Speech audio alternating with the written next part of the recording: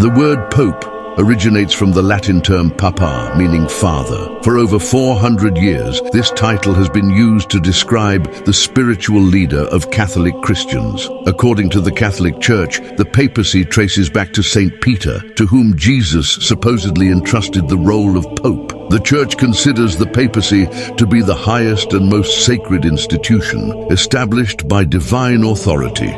Popes are elected by cardinals in the Vatican and must meet strict requirements. They must be men, never married, childless, committed to a vow of celibacy, and completely distanced from worldly pleasures. Historically, popes wielded immense political power and wealth through religion, often engaging in politics and even bloody conflicts to maintain their authority. For centuries, they led events like the Crusades and the Inquisition, spreading terror across Europe. However, perhaps the most controversial episode in the history of the papacy is the story of Pope Joan, a woman whose existence the Vatican has tried to erase, calling her a disgrace.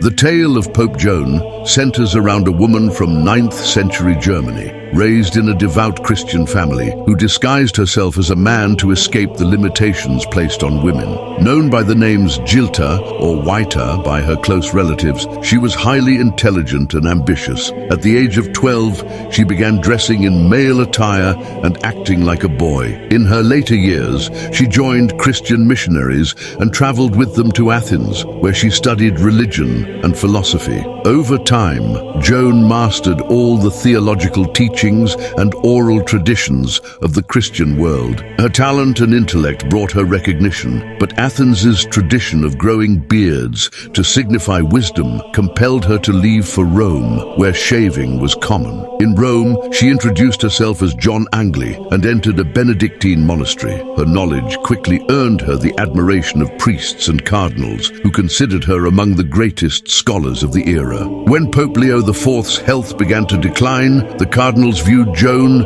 as the most suitable candidate for the papacy. Despite being an outsider to the clergy, she was elected as Pope in 853 under the name John VIII. Joan served as Pope for 2 years, 5 months and 4 days. Initially, everything went smoothly, but her situation changed when she fell in love with a priest and became pregnant. Joan managed to conceal her pregnancy under loose ceremonial robes, planning to secretly abandon the baby to be raised as an orphan of the church. However, during a religious procession outside St. Peter's Basilica in 855, Joan went into labor and gave birth in public, revealing her true identity. Accounts of her fate vary. Some claim she and her baby were killed on the spot by an enraged crowd, while others say she was tied to horses and dragged through the streets of Rome. Her body was reportedly buried on site, marked with a plaque reading, "To the shame of the church, here lies the woman pope who gave birth." A statue of a woman and child was erected nearby. For centuries, this monument stood as a reminder of the scandal, but in the late 16th century, Pope Pius V ordered its destruction and removed Joan's name from the list of popes. Since then, during traditional papal processions in Rome, popes always avoid this site, believed to be out of disdain for the memory of Joan. The Vatican worked tirelessly to erase her story, but some clergy members recorded it despite attempts at censorship. The first account of Joan's life was written in the 11th century by a monk named Martinus Scotus, followed by church historian Jean de Mailly in the 12th century. In the 13th century, historian Martinus Polonus detailed the event in the history of popes and emperors. Following Joan's scandal, rumors suggest that for over 1,200 years, the church has conducted gender checks during papal elections. To avoid a similar mistake, cardinals supposedly introduced a ritual where the Pope-elect sits on a special chair with a hole in the seat, called the Sedia's stercoraria. Cardinals would confirm the Pope's gender